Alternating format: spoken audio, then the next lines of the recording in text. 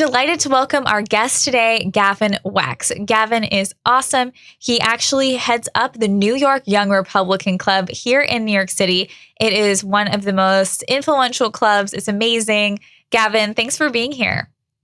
Danielle, it's great to be here, and thank you for having me on. Oh my gosh, of course. Well, I really am looking forward to the gala this year. I'm excited whenever I get the emails because I'm like, oh, I'm going to be there. Okay, yay. And you're going to be there and so many other very awesome influencers. So it's going to be a really fun gala. You have Jack Posobiec and Marjorie Taylor Greene, who will be kind of speakers, right? Correct, and we're expecting a third soon to be announced keynote, and obviously a bunch of special guests. It's a who's who in the conservative movement: commentators, pundits, elected officials, you name it, including yourself. So we're really excited. 500-person black tie dinner here in Manhattan. It's going to be a blast. Wow, that's going to be amazing. Well, Gavin, tell us, what is it like to be kind of like MAGA, be right wing, but be running this club in New York City where usually people would think, oh, the conservative movement there is probably going to be, rhino, or if not, they'll just kind of be centrist. Like, what is that like to be a little bit more like right wing? I mean, look, it's certainly a challenge in a place like New York, but I think a lot of people in New York, when they are conservative, they are Republican, they're all out. They're 100% committed because they know they're deep behind enemy lines. So us embracing a MAGA, America First agenda has been very successful for the club. It's earned us a lot of respect. It's gotten us to where we are in terms of our growth, in terms of our membership, the scale and size of our events. So it certainly has been paying off to be principally right wing and conservative, even in a place like New York City, because people are looking for alternatives. They're looking for a different worldview. They're looking for people who are willing to fight. And the whole, rhino centrist, moderate nonsense, it doesn't really play out in a place like, New York City. And when you have in New York City, the Republican enclaves, it's Trump country. You go to Staten Island, you go to South Brooklyn, you go to parts of Queens. These are people that love Trump, that love America, and that are certainly on the right of the political spectrum. And I think they're not looking for someone to, try to walk a fine line down the middle. They want someone who's going to be unabashed, stand unabashedly for the America First principles. And that's what our club has done. And that's why we've seen so much success. Yeah.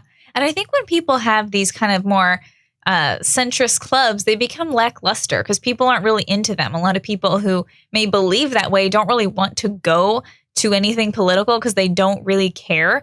And so I think our goal is maybe more to like red pill them, to bring them to our side, to get them more involved, but not for us to become kind of just nothings who don't really believe anything, because that doesn't really draw people in or create exciting events like you had, or just really any kind of fun or discussion, because they just don't really believe anything.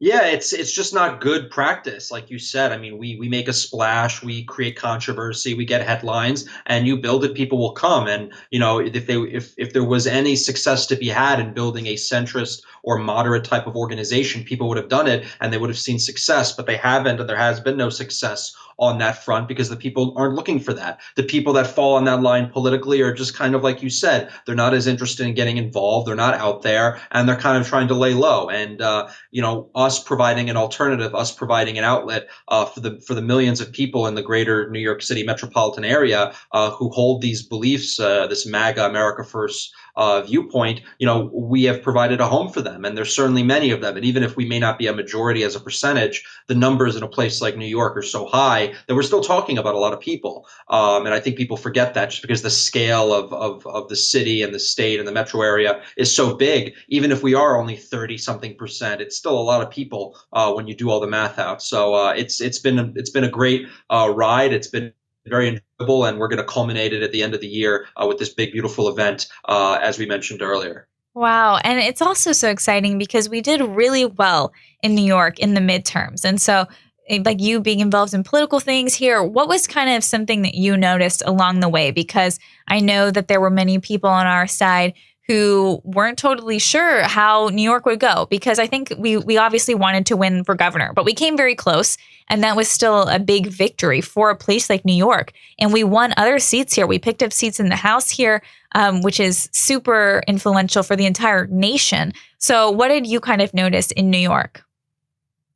Look, I think New York has benefited sadly from the from the sad state of our city, from how bad the state has become, the crime, the economic destitution, the corruption, all the other issues that have been plaguing this city and state for many years. I think this created fertile ground for a Republican resurgence, Republican renaissance, if you will. And that's what we saw. And we saw that in November. We saw people, or this month rather, we saw people come to the polls and they voted, and they voted in terms of a red wave in New York. I mean, we certainly didn't win at the top of the ticket, but I think it's safe to say that this was an unprecedented turnout for Republicans. To get in the mid 40s is unheard of in a deep blue state like New York. And we saw victories up and down the ballot in the House of Representatives, which most likely helped us retake the House at the national level. We saw gains in the state Senate, in the state Assembly, all up and down the ballot. There were successes that were had by Republicans, and a new coalition is formed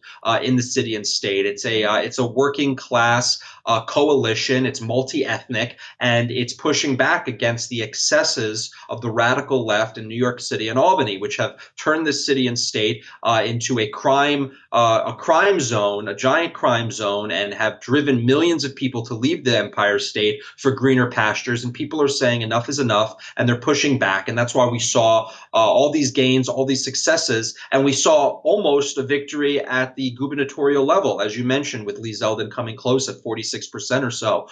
So again, reason to be hopeful.